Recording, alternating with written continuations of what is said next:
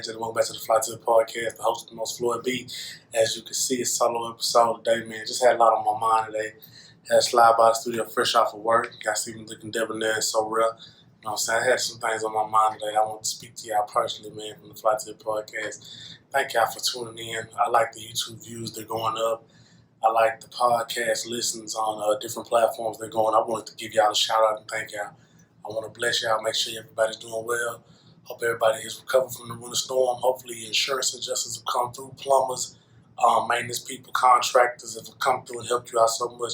If you're still having some issues and washing clothes at random places, I pray for you. I hope all gets well. But some things on my mind today, man, is what I've been noticing just from my culture of being an African-American young man. Is just that, I said the bashing against each other. The bashing, towards the bashing, the men versus women, women versus men, men versus men, women versus women. I'm going to break that down to, something we can understand. So we have to stop that, man. We need more love. I feel like love is going to be the solver for a lot of things, especially in our community, because, the pain that we've absorbed is somewhat just so crazy. And then what I do is I read a lot of books and I read a lot of history and I think of stuff like that and I look at the people, that have come before me and have endured so much pain, so much heartache, so much struggle. And it continues to happen through poverty, through, the limited opportunities, to a various amount of things. And it really hurts my soul to see it sometimes. But I really think that this new generation of us, this millennial to Gen Z group, we really have to promote more love to one another. And let me give you some examples of how we do not profess love. If we are always in argumentative, combative mode with our counterparts, that's a pure issue. We can't have that. Like, even though we don't agree with somebody, there's no license to bash them, to destroy them, to go at them, especially over social media websites. This internet is a very powerful thing. Once you put something out there, it's pretty much out there for life.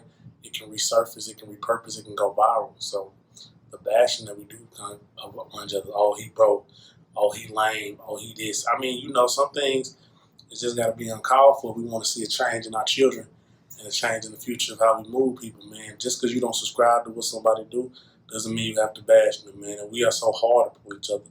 Let's say a celebrity or something get caught up in the scandal, and it's like not even a conviction but an allegation. We're going to bash that man. We're going to say he's no good. I knew he was no good. We're going to go try to dig up old dirt and say things about him. Now, it's time people need to be held accountable for the wrongs they do, but I believe that everybody has faults. Everybody makes mistakes. Everybody falls down and comes short. But, when we bash people in the public eye or on the internet, that just promotes the negativity, and that's how the world sees them. And so if other races seem like, oh, they don't care about him, he's a shitty person, well, they're going to continue to promote that narrative and destroy it. So that's all I think I want to just kind of talk about, man. The love, man. We need more love, man.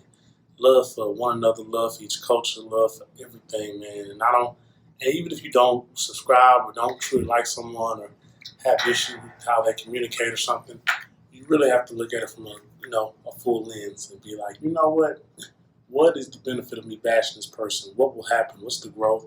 What's the opportunity? And what are certain things that can come from me bashing this person? And if the ROI usually is negative from evil talking about somebody, I wouldn't even do it. Or if I see a brother that I don't subscribe to what he does, or he has some things going on that I feel like are detrimental to him and the culture, I can have a conversation with him. I can reach out and be like, hey, man, so what you think about what you're doing right now? Like, is it profitable? Is it positive? Is it bringing you revenue? Is it, bringing you peace and joy at night? Can you sleep well? And we can just have a conversation as brothers, and we might not come to a conclusion where we agree, but at least he feels me. So at least I'm in the back of his mind. They don't need to be bashing each other no more, man. The amount of love needed to heal the trauma it has to come down. There's no more time for playing around, no more time for wasting. No more time for nothing, man. I feel like love and communication are two things that we need amongst each other, not just in relationships. Now, I know a lot of people listen to Kevin Samuels, a lot of you guys listen to other YouTubers, and that call in with their relationship issues. But hey, man, those guys have a platform, they do what they want to do.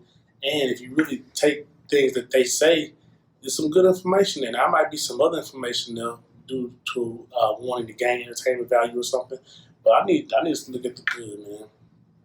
Came on this podcast to talk to my people, my African American people, and any other races that are listening outside of the African American race. Maybe you can take some knowledge from here too and understand just how we kind of got here. So let's start. I mean, we can go back to like slavery, or we can go Reconstruction, Jim Crow era, but I'm gonna start like maybe 1980s, 1970s, 1960s, 1980s, when African Americans began separating themselves. You know what I'm saying? We had the bourgeois and we had the regular people. And in slavery times, it was the field worker and the house worker. So that division between us has always been there, and it's separating even further and further now, to where that the person that has more means, more money, more access will look down on a person that has less and be like, pull yourself up by your bootstraps.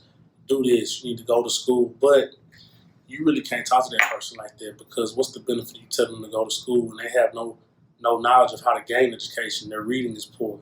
You have to start at the ground level. You got to help people where they at. You can't try to help people and bring them up at your level. You got to help them where they at, man. So back to what I was saying in the historical context of, you know what I'm saying, the 1960s, 70s, 80s, the bourgeois, and then we had the common folk. And in the 90s, 2000s, prosperity hit, and we got a lot of entertainers, athletes making crazy, crazy amounts of money. And that's all that we're seeing. That's all that we're showing as children, are entertainers and athletes. Like, even in my profession, I wanted to be an IT person. I didn't want to be an IT person when I grew up. I wanted to be a basketball player. That's all I cared about. You can ask me about any NBA team, I know it so well, because all that was marketed to me. And now as I get old, I'm like, wow, they really getting us, because what they doing is they promoting basketball and they promoting rap music, and they're taking the best cream of the crop, and the rest just fall by the wayside. But the cream of the crop, they get the money, they get the attention, they get the fame, they get everything. And I'm not hating on those guys, man. Some people have basketball, no, by any means am I hating. Some people use basketball to further their family, further their careers, further their lives, and change their situation to a better one and not of poverty. But I'm saying that mass media explosion going towards basketball and rap are the only ways out of the poverty, or the only ways to be looked at as successful black men, that really has to stop. And that starts with just us being more transparent with the communication and amplification of other things out there. We need more brothers that are tailors. We need more brothers that are doctors. We need more brothers that are, you know what I'm saying, workmen. We need more brothers that are craftsmen, plumbers. Just showing the young man, like, look, I make a good living. I work with my hands. I make a good living. I use my mind. I make a good living.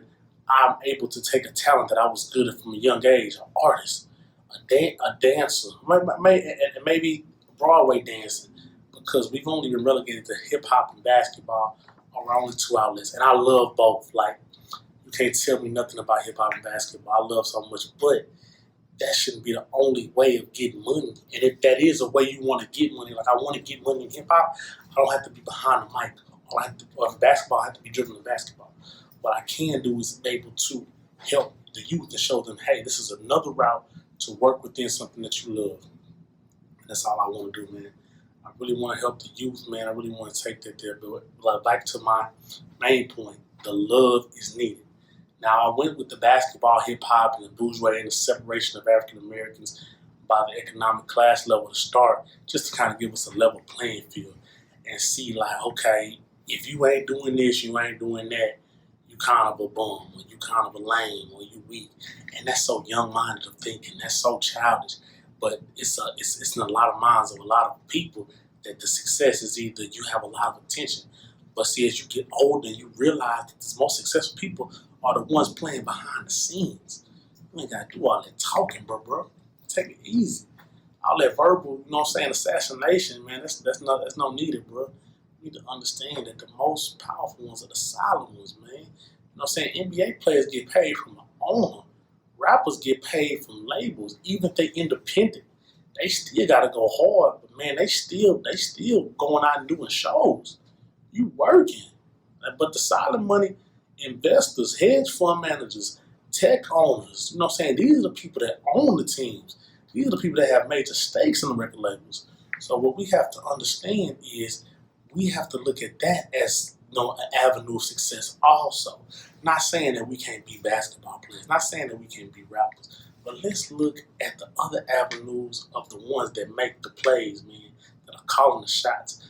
I tell people, I saw what an owner made and what LeBron made. That's when I said, I don't want to play basketball no more. I need to get my mind right. I swear to God, I'm pushing everything you love, bro.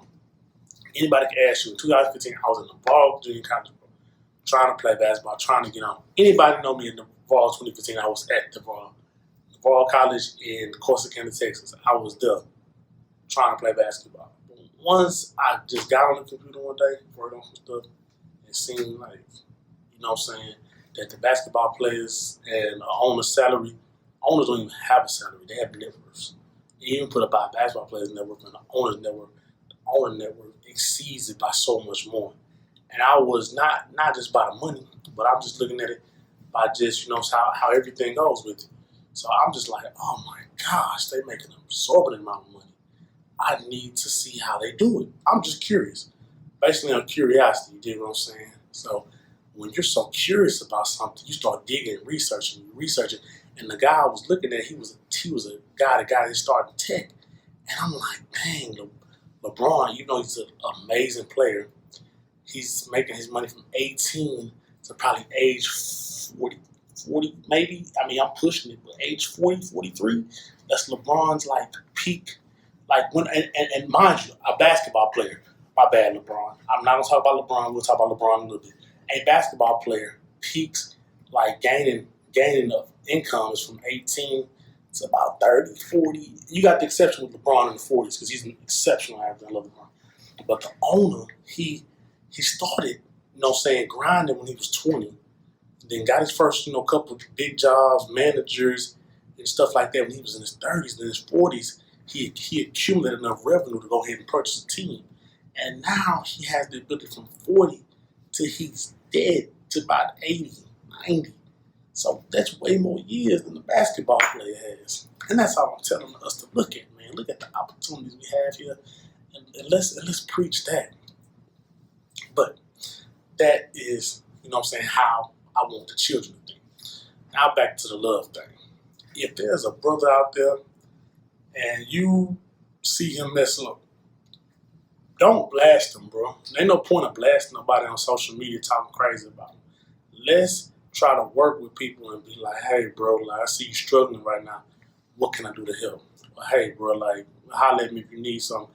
Try to be genuine, bro. We need more love, bro. The more love we have, I think the more stronger we are because we have that true eternal love for each other. So we're going to go hard, bro. You love for somebody, you going to go hard for them. So if I know you got genuine love for me, I'm going to go hard for you. But it got to be genuine. And that's what I'm praying for, man. We need more of that in the African American community. That's going to help us move forward and grow to the best position that we can be in, man. And I'm going off a tangent right now. This is off the top of my dome. I came straight from work, but this has been on my mind for the past few days, man. Where is the love? We need love. Man, LOVE. Plenty of love, man. Love from each individual. We need, you know what I'm saying, sisters love each other. Like sisters, I think the sisters do an excellent job of supporting. Go sis, go get you a trip, get you a man. I love that energy that the sisters are putting on each other. But the brothers, we kind of silo. We kind of in our own lane. We like, bro, I ain't finna D-ride him. I ain't finna, you know what I'm saying, be on that man's tip. But it ain't got to be like that, bro. It be like, bro, I see you, bro.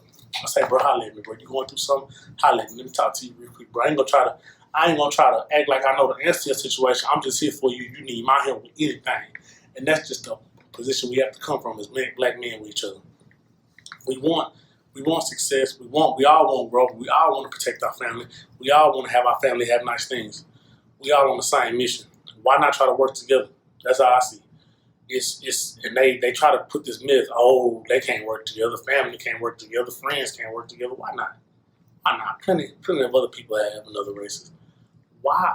We have to remove the old stereotypes and put new ones in. We have to remove the old ones and put new ones in. That's the goal, man, because you know what I'm saying, this hatred, this ops, this evil, all this does is fuel the police budgets, it fuels the rap label owners' budgets, and it fuels the media owners' budgets. The people that don't look like us, they get more money than we kill them.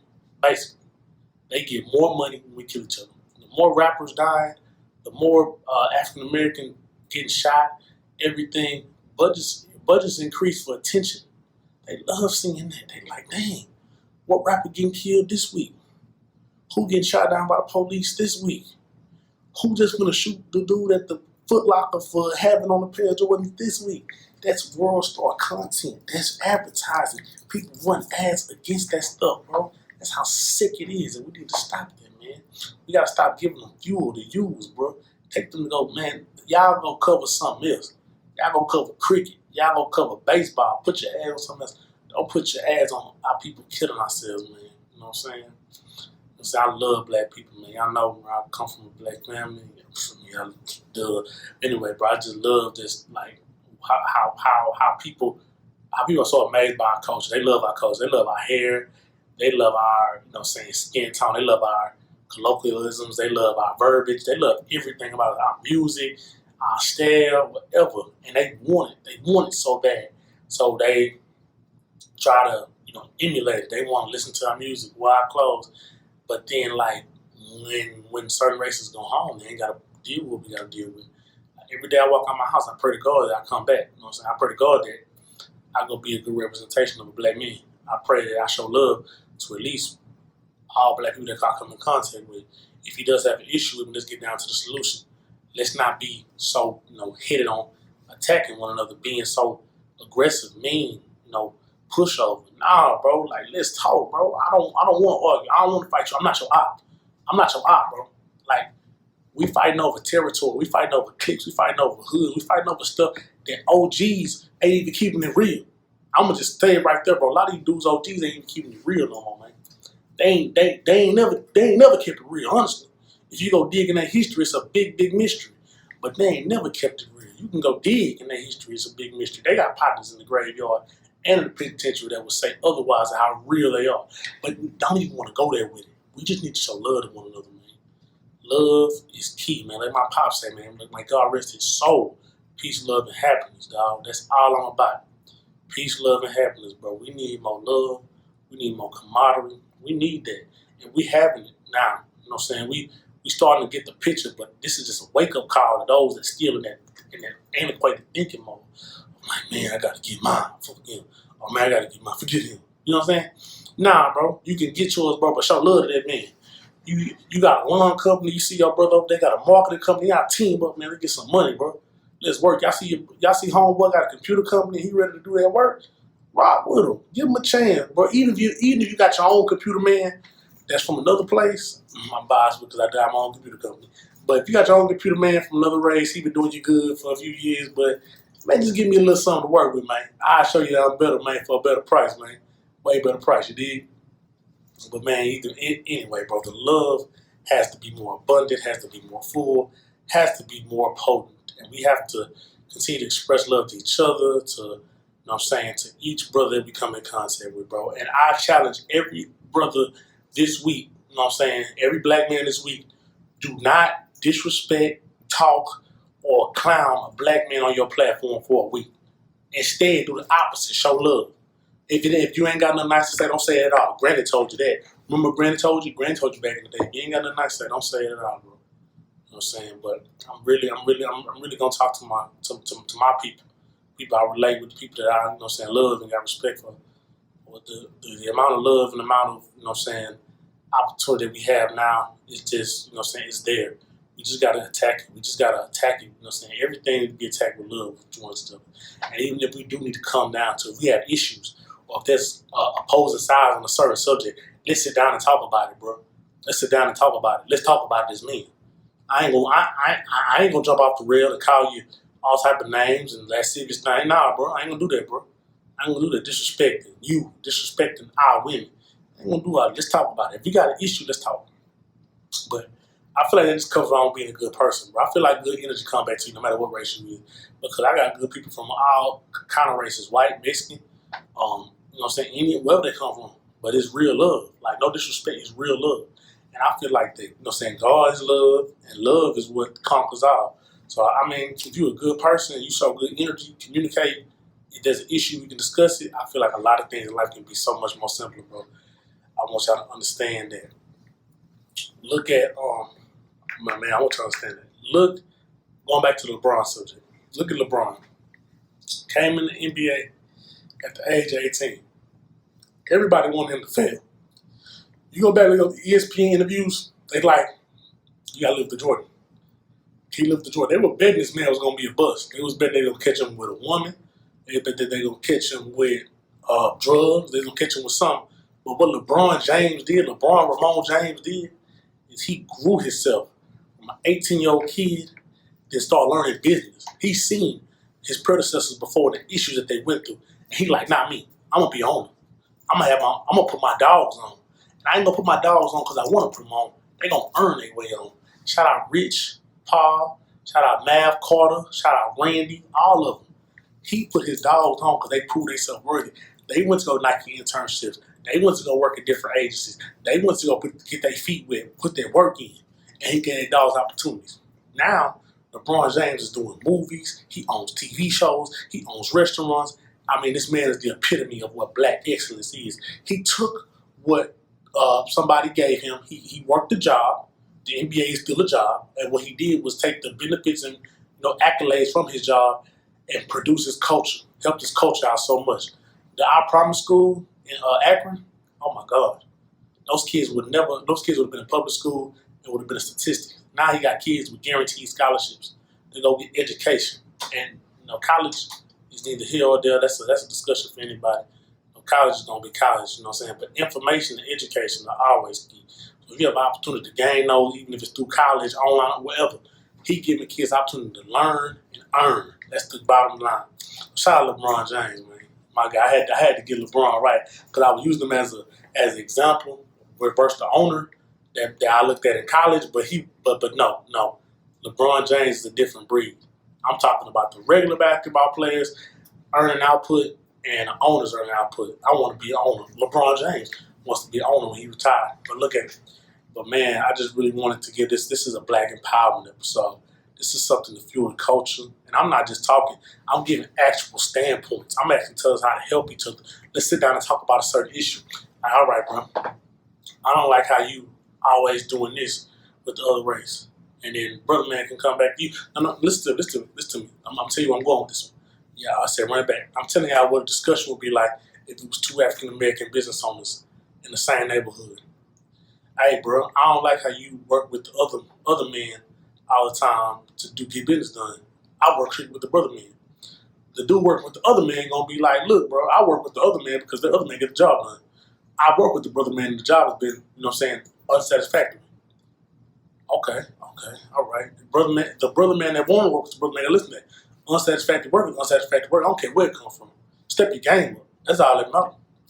But then the brother that want the brother man to work and be like, look, how about you give an opportunity to more brother man? How about you train the youngest? Stuff like that. But that's the conversations we need to have because there will be, good things coming from those conversations. It won't be just whoop to do this, whoop to do that. You know what I'm saying? It's gonna be really good conversations and actions that come from those conversations, man. I'm just feeling so engulfed by it, man, because I'm tired of it, man. They've been pimping us for a long time, man. I'm sorry to say, Lord, but they've been pimping us for a long time. Who is they, Floyd? Who is they? The gatekeepers, the owners, the white men.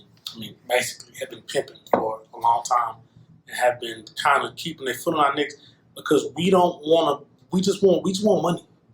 They said, I just give him money and no ownership. I'll have all the cars in his name. He'll keep paying rent, and then he's gonna keep doing it until his kids are gonna do it, and until he runs out. And when he runs out, oh well, we're gonna bring another one up because they've seen him.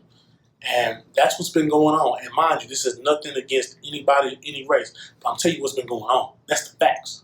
That is the facts. That is the facts. A lot of stuff has been built on black backs.